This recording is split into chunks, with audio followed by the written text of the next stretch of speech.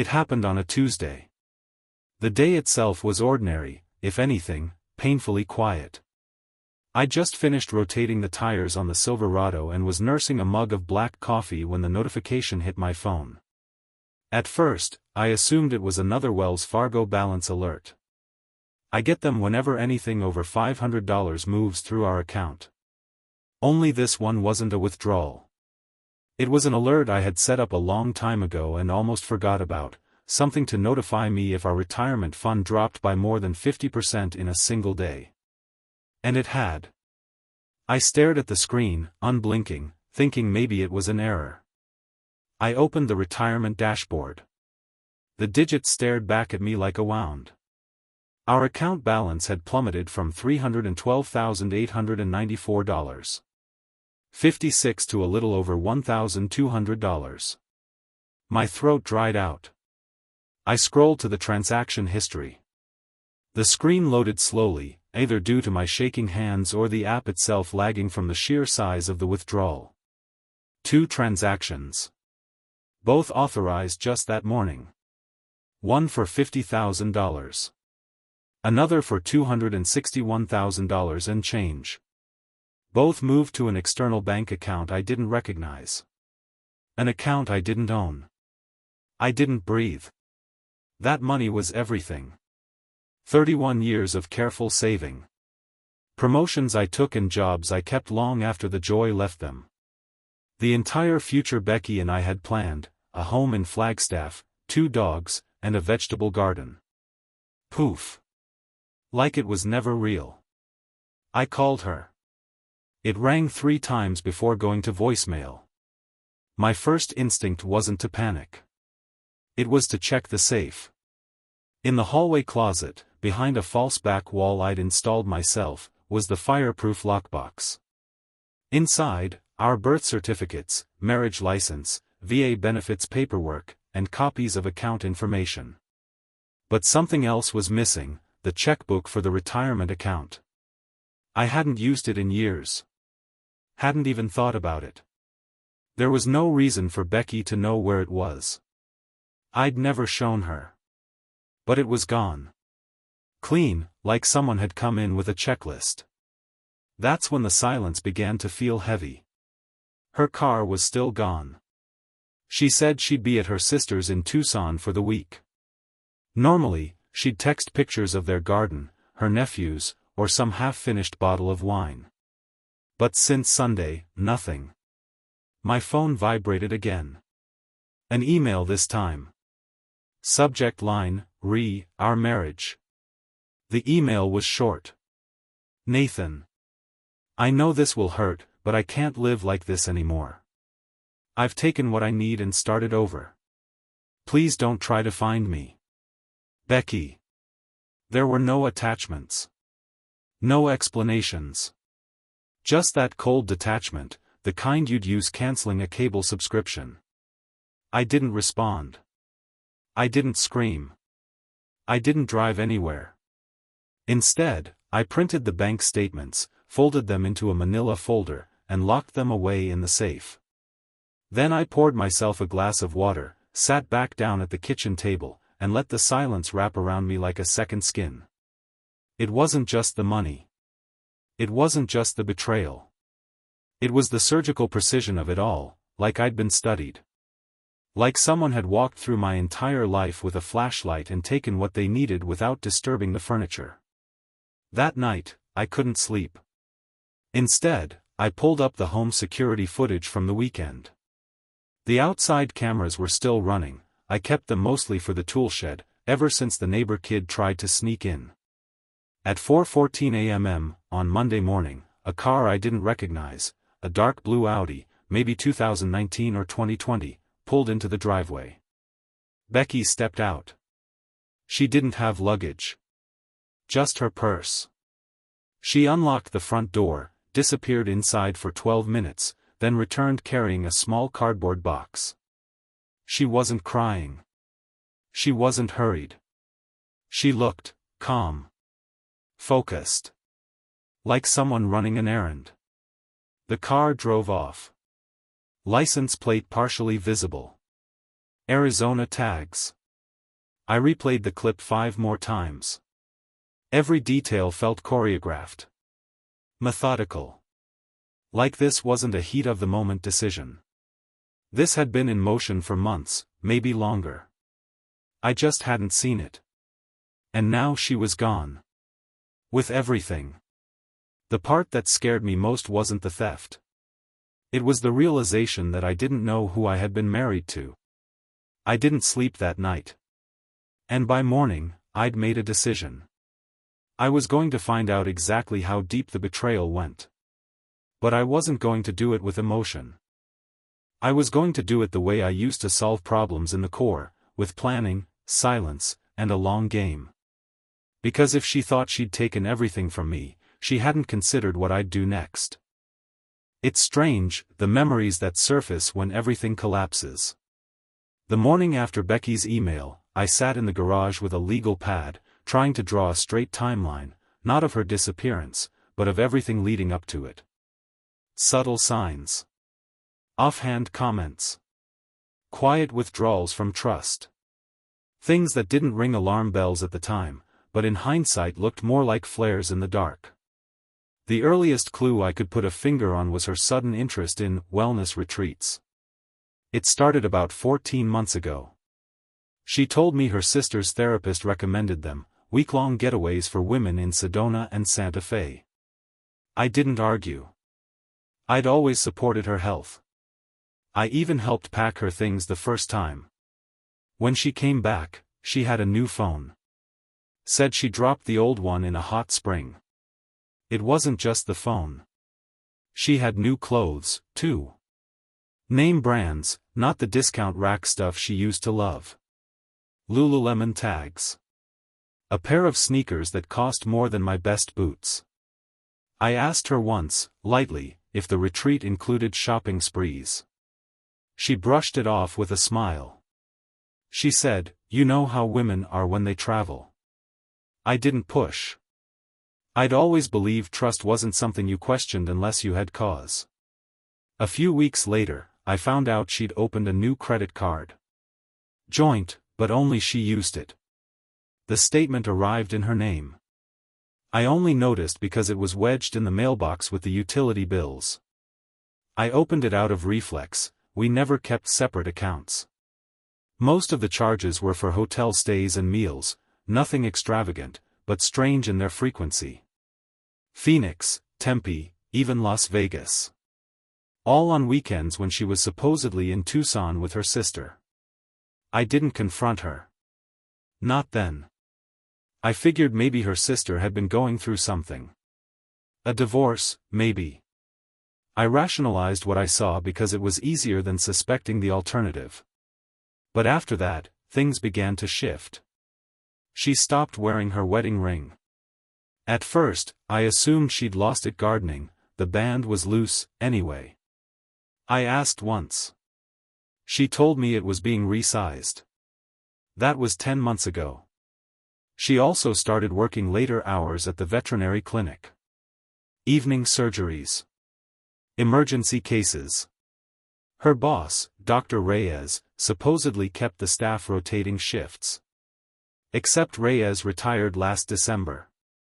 I looked at the calendar. That detail had slipped by me. There was the matter of the dog, too. Daisy, our black lab, suddenly couldn't ride in Becky's car anymore. Becky claimed Daisy shed too much, and she'd found dog hair on a suit jacket she had to return. I didn't argue. But I started noticing Becky's car was always spotless. Like it had been detailed. No receipts. No dust. Even the floor mats looked brand new. Around that same time, she deleted her Facebook. Said it was toxic. But when I checked, she hadn't just deactivated it, she'd erased years of photos.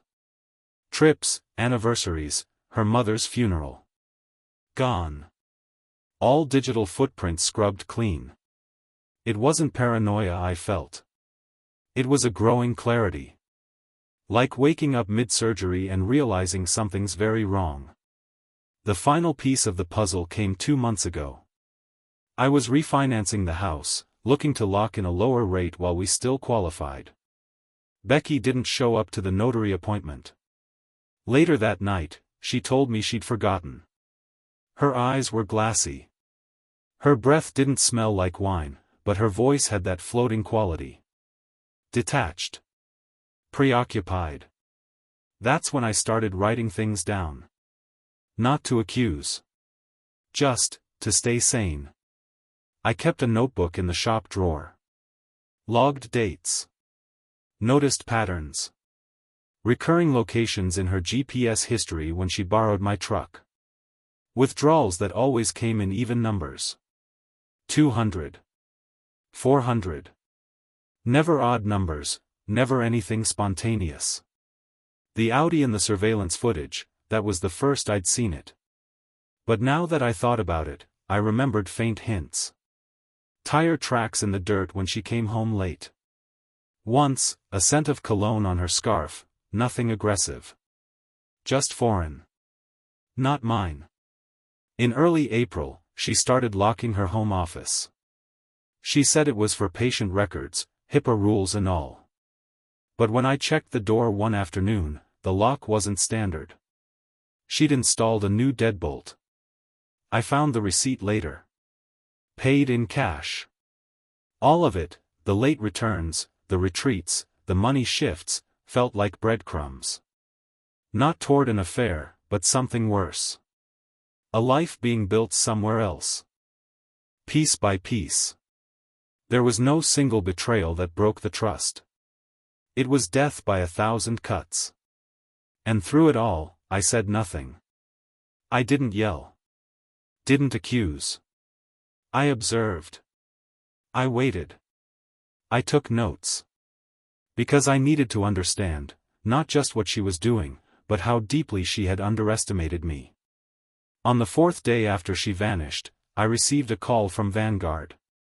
The man on the other end introduced himself as a representative from their fraud department. Said he was following up on an unusual transfer.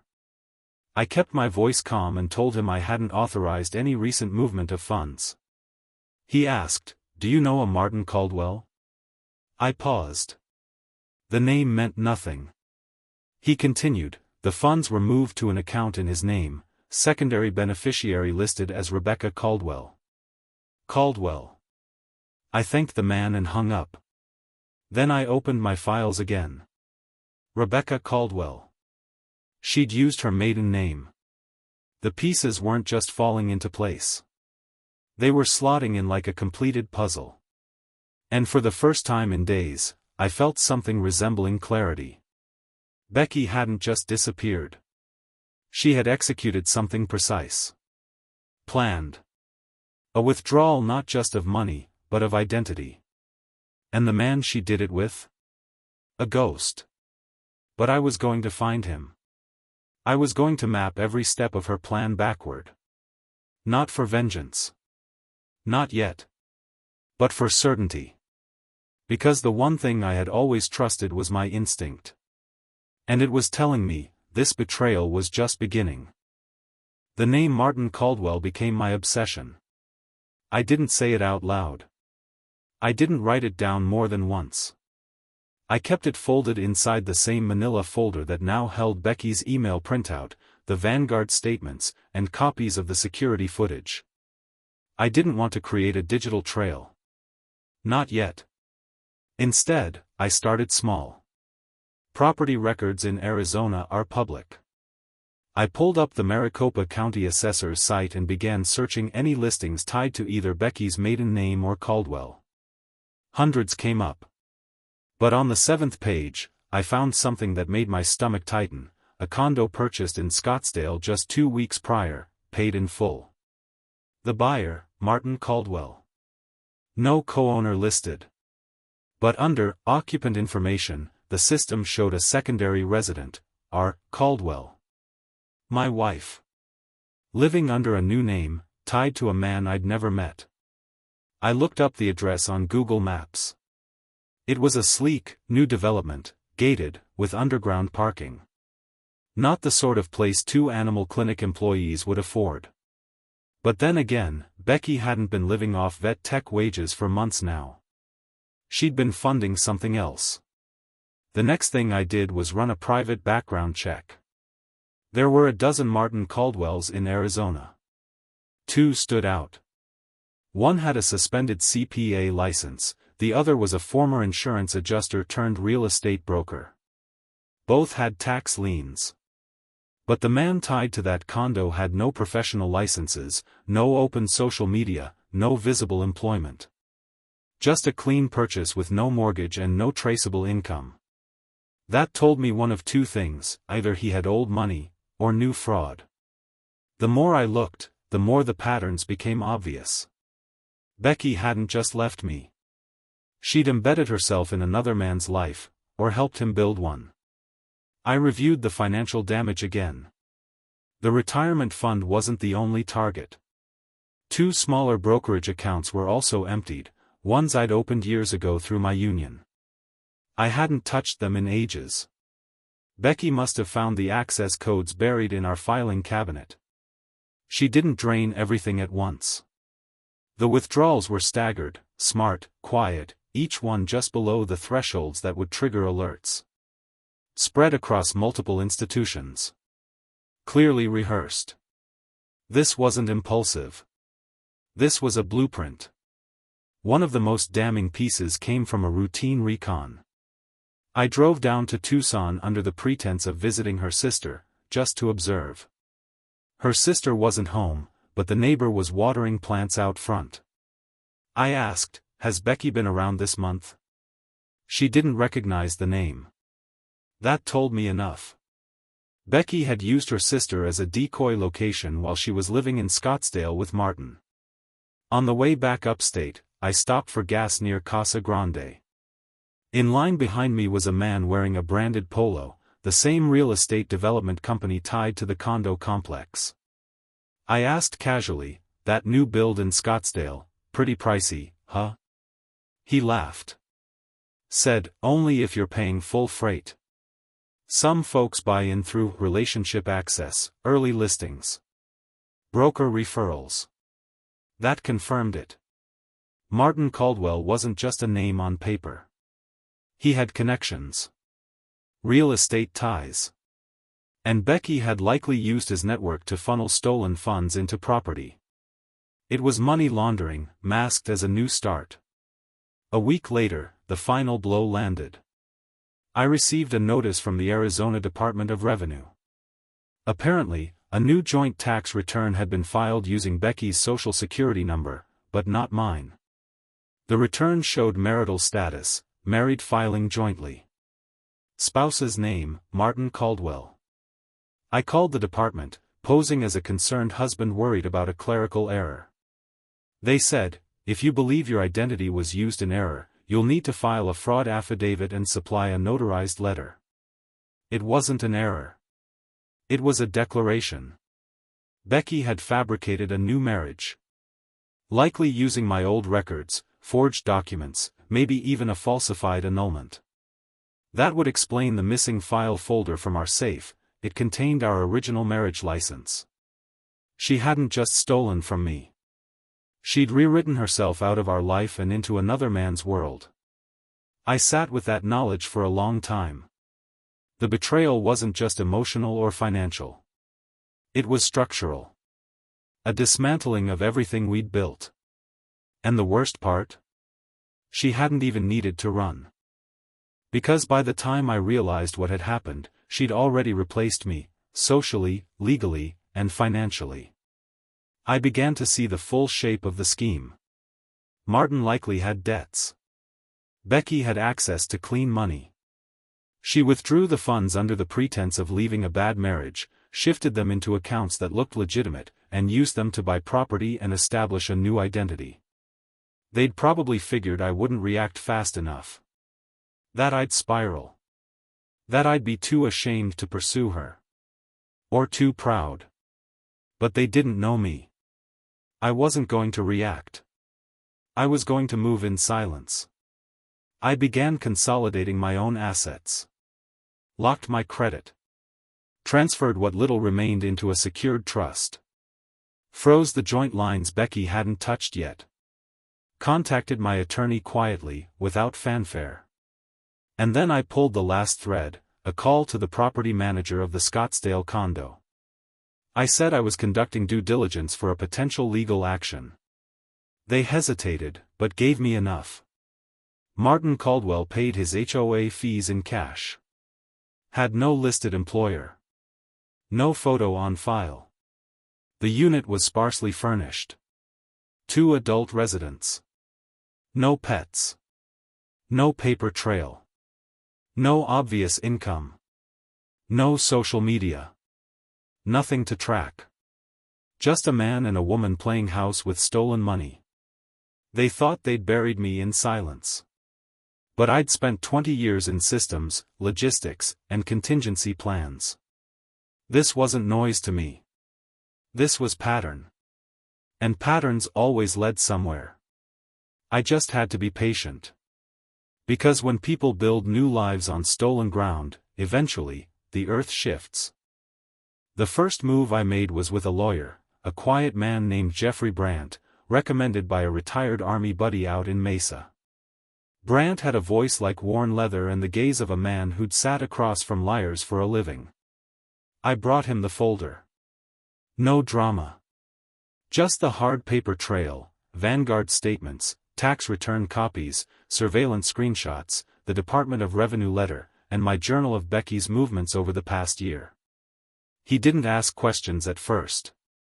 Just paged through the documents, nodding slowly, until he reached the scanned copy of Becky's fake joint return with Caldwell. He said, "This isn't just divorce.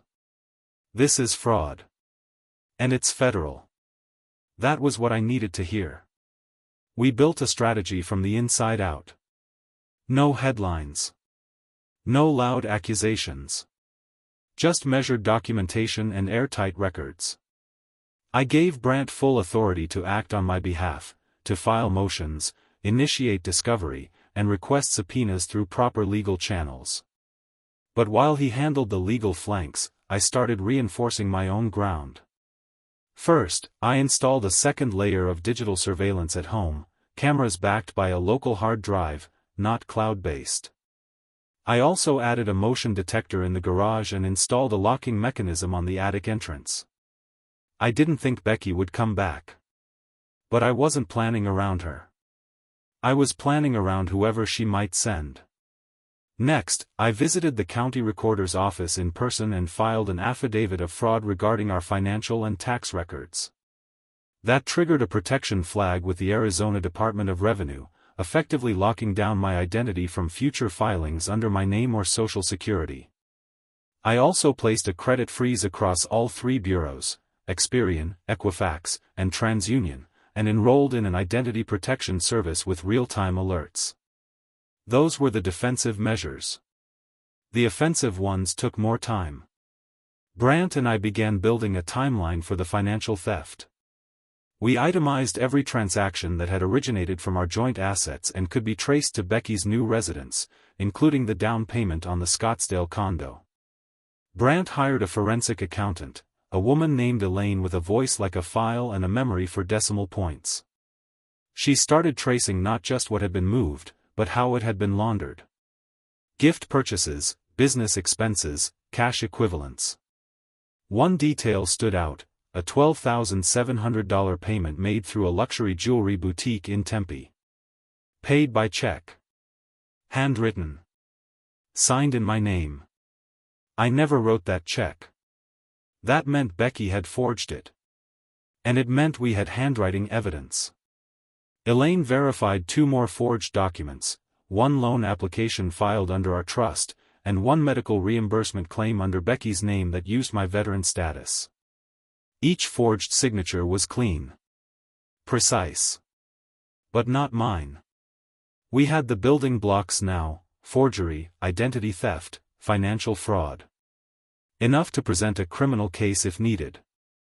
But I wanted more. Not revenge. Just clarity. Certainty. So I tracked the Audi. I found it in the most mundane way possible, through a parking ticket database.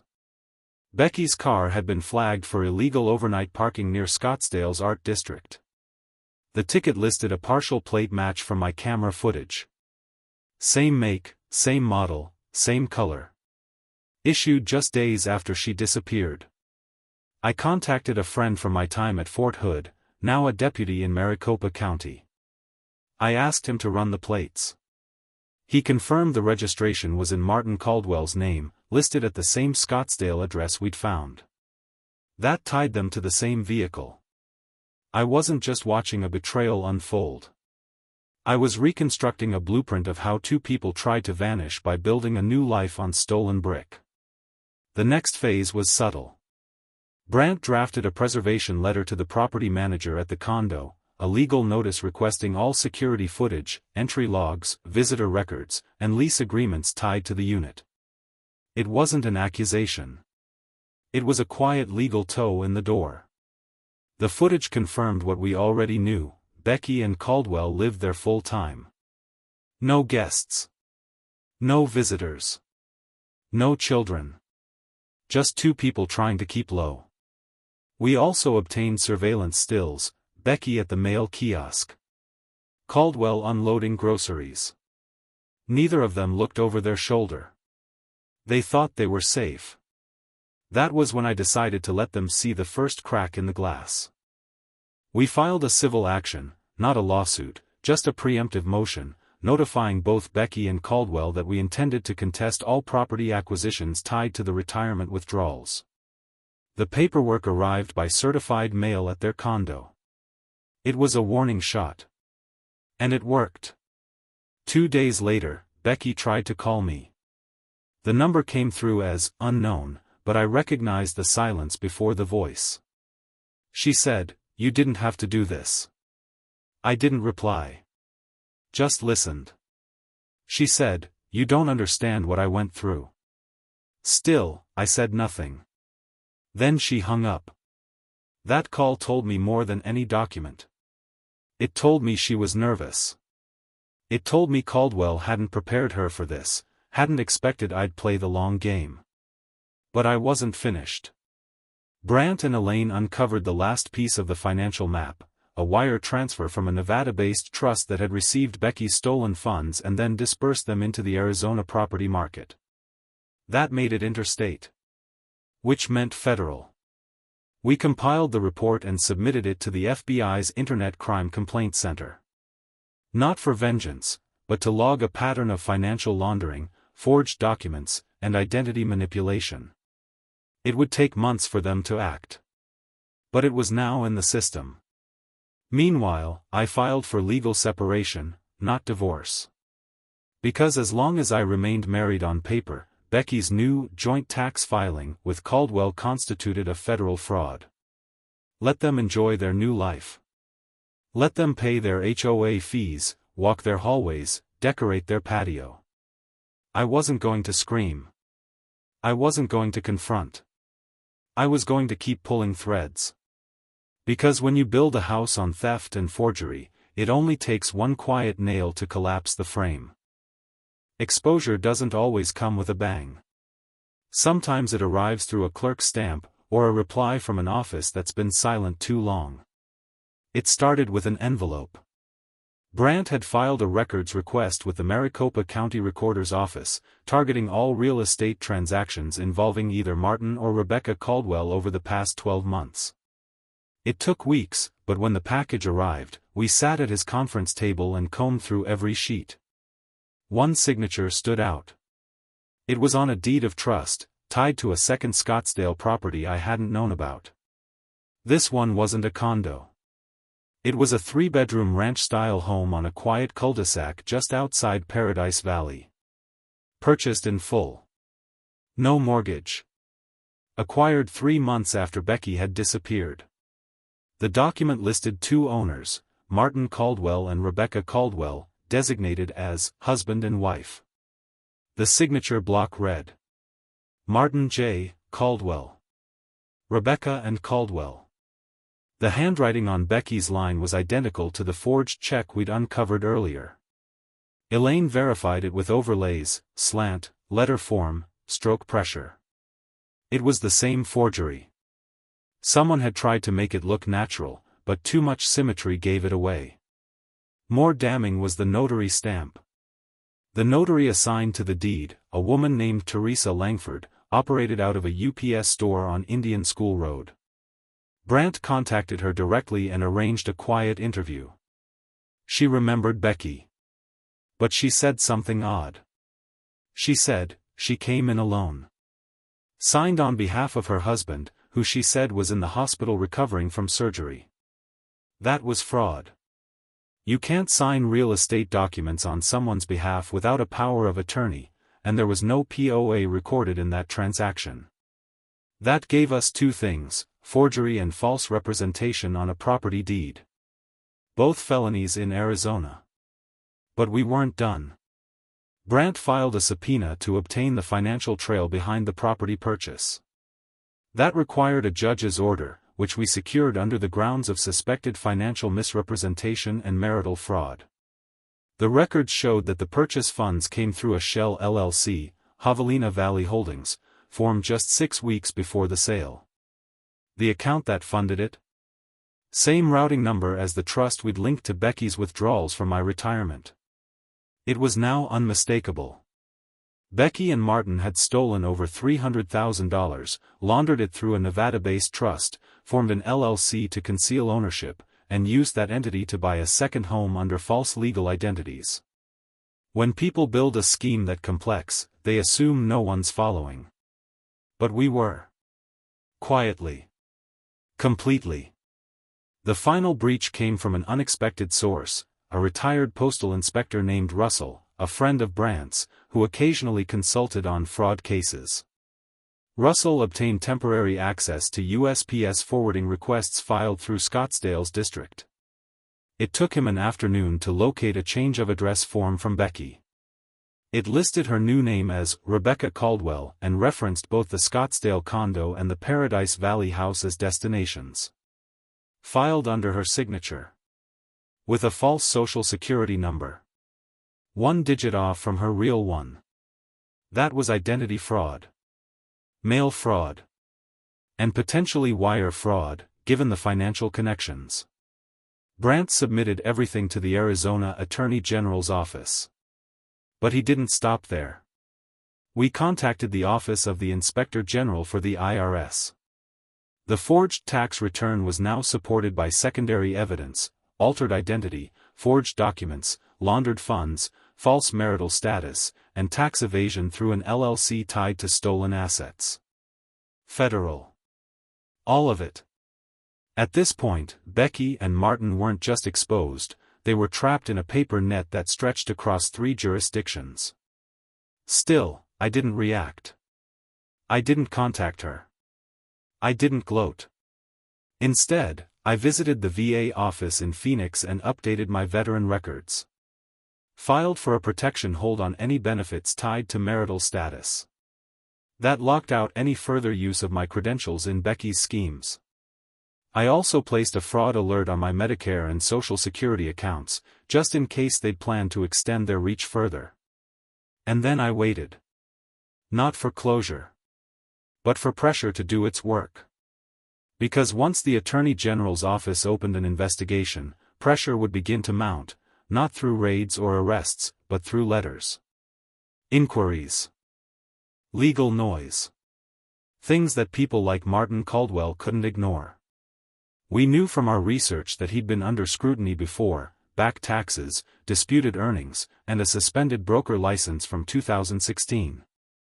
He'd survived by running silent. But this time, we weren't looking for noise. We were using paper, ink, and truth. And eventually, the cracks appeared. A week after the IRS letter arrived at their residence, Becky tried to reach out again. She didn't call this time. She sent an email from a new address. Nathan. I know you're angry, but I didn't mean for it to go this far. Martin told me you'd moved on. That you wouldn't want the fight. I didn't know about all the legal stuff until now. Please, let's talk. I didn't respond. She was starting to understand, this wasn't about emotion. It was about damage. And now, she could feel the tide pulling back. A week later, Brant received a call from a Scottsdale attorney representing Becky. The man asked if we would consider an out-of-court resolution. Brant's answer was clear. He said, "We'll follow the law. All the way." That was when I knew the end had started. Becky wasn't running anymore. She was bargaining. But the time for negotiations was long gone. We had the evidence. We had the paper trail. We had the timeline. And the law was finally catching up to the fiction she'd built. Now, it was just a matter of letting the consequences unfold. It took 7 weeks from the day the IRS received our complaint before the first official action arrived, not a raid, not an indictment, but a plain white envelope from the South District Court in Phoenix. Inside, a summons. Formal. Cold. Addressed to Rebecca Caldwell and Martin Caldwell. The charge was preliminary, suspicion of federal tax fraud and conspiracy to commit financial laundering across state lines. They were to appear at an evidentiary hearing in 31 days. The legal machine had finally started moving. Brant read the summons carefully, flipping the pages twice, then looked up and gave a short nod. That was the extent of his celebration. We didn't need fireworks. We needed follow-through. The Attorney General's office followed suit, filing a civil forfeiture action against Javelina Valley Holdings, the LLC they used to purchase the Paradise Valley house. A temporary restraining order was placed on the property. That meant they could no longer sell it, refinance it, or use it as collateral. It sat frozen, like a brick of ice in Arizona sun. Becky and Martin were trapped in a shell built on paper, now cracking from within. A week later, the Department of Revenue issued a formal notice of audit for their most recent tax year. Attached to the notice was a request for original source documents, account records, loan paperwork, marital documentation, power of attorney forms. They had none. Elaine helped us assemble a supplemental evidence file, a 30-page portfolio showing exactly how Becky had forged checks, falsified joint filings, and rerouted funds from our retirement accounts into shell entities. Each page referenced exact transaction numbers, dates, and amounts. It was surgical. Unarguable. Meanwhile, the Postal Fraud Division had begun its own quiet probe. Filing a mail forwarding request using a falsified SSN, even one digit off, constituted a felony. So did signing government documents under an assumed identity. We learned through Russell, the retired inspector, that a field agent had been assigned to conduct a soft interview. Standard procedure. But if Becky or Martin lied during that conversation, the consequences would magnify. The heat was building, not dramatic, but relentless. Their attorney reached out again, this time less cordial. He proposed a settlement, return of partial funds in exchange for withdrawal of all criminal complaints. Brant declined without hesitation. He said, "Your clients didn't just make a mistake. They executed a scheme. My client isn't here to bargain with thieves." There was no rebuttal. By mid-month, the court had frozen not only the Paradise Valley property but initiated proceedings to seize the Scottsdale condo, citing its purchase with traceable stolen funds. The federal agencies were moving in sync now, pieces of the case aligning like iron filings under a magnet. I didn't speak to Becky. I didn't need to. The silence between us had become its own message, louder than any argument, heavier than any accusation.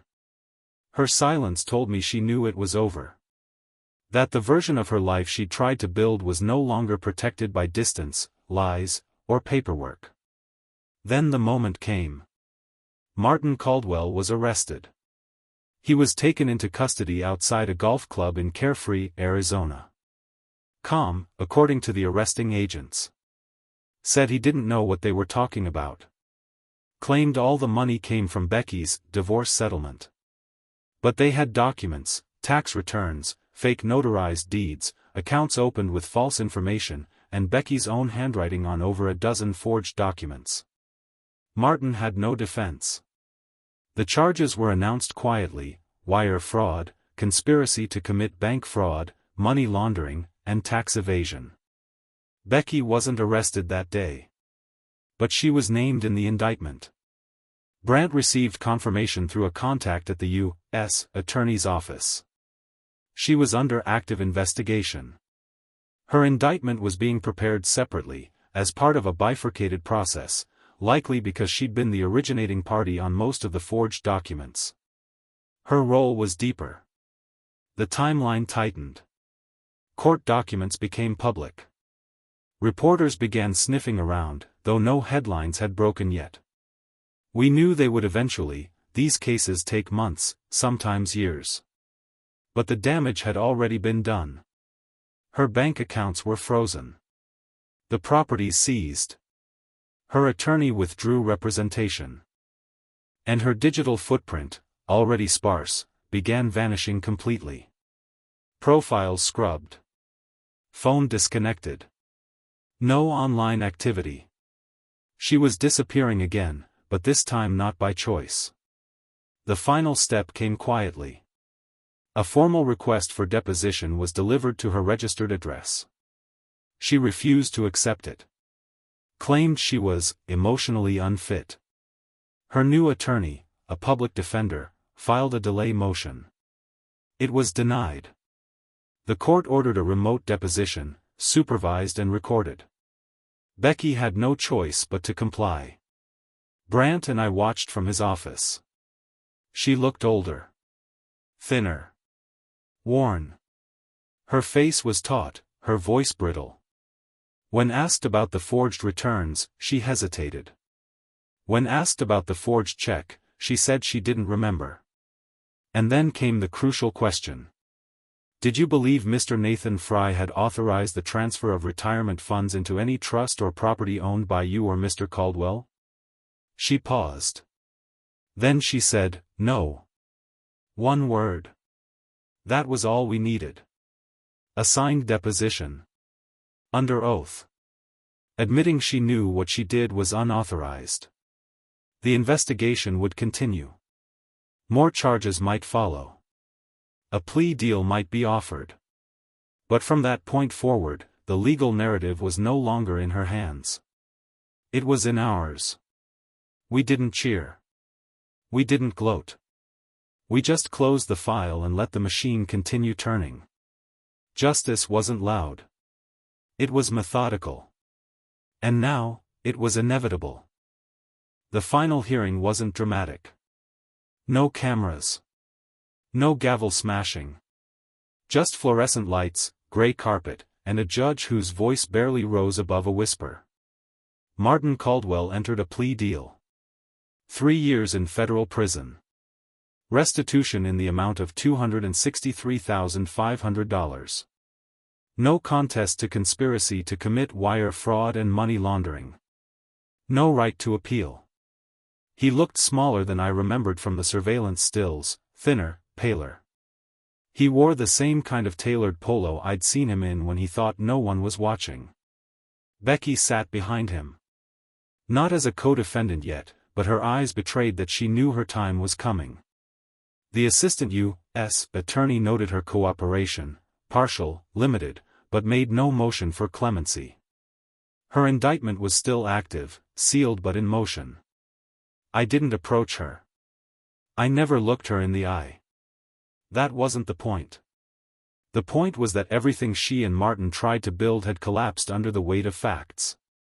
Afterward, Brandt and I walked out into the parking lot. It was noon. Dry heat. Seagulls circling above an empty strip mall nearby. He said, "That's the last time you'll have to see him." I nodded. The house in Paradise Valley had already been seized and listed for government auction. The proceeds would partially reimburse the restitution. The condo followed the same path. The LLC was dissolved. Their accounts emptied. Of the $312,000 they'd taken, I recovered just under $218,000 after legal fees and asset recovery. Not everything. But enough. More than I expected. The most important thing I got back wasn't money. It was silence. Not the kind that follows betrayal, but the kind you earn. In the months that followed, I sold the house. Too many memories, too much noise baked into the drywall. I bought a small cabin outside Flagstaff. Nothing fancy, just pine, stone, and the sound of wind at night. I built a new fence with my own hands. Planted spruce. No dogs yet. Maybe one day. Brant and I stayed in touch. Not friends, exactly, but there was a bond formed when two men walk through wreckage together and come out clean on the other side. Elaine moved on to another case. She sent me one final package, a complete forensic breakdown of the fraud, formatted like a closing report. She didn't need to send it. But she knew I'd want the record. It sits in my drawer now. Labeled. Filed. Finished. Becky never went to prison. Her case is ongoing. Delayed, restructured, contested. A public defender asked for a medical deferment citing mental strain. The courts haven't ruled yet. Maybe she'll get time. Maybe she won't. But she won't get silence. She won't get stillness. She won't get peace. That belongs to me now. I wake early. Brew strong coffee. Split firewood in the mornings. Read in the evenings. The cabin has a front porch where the wind moves like breath through the pines. No neighbors close enough to hear a voice. No passwords on my accounts. No locked drawers. I don't look over my shoulder. I don't check the rearview. What they took, they lost. What they broke, I rebuilt. And what they tried to bury, my dignity, my steadiness, my will, came back sharper than before. There's no moral in this. No cheap lesson. Just the fact that when people plan to betray you, they often forget what you're capable of when you stop talking and start preparing. I didn't scream. I didn't beg. I rebuilt. Coldly. Quietly. And in the end, I didn't just survive. I ended it. Subscribe if you want more stories about real men who don't scream. They act. Coldly. To the end.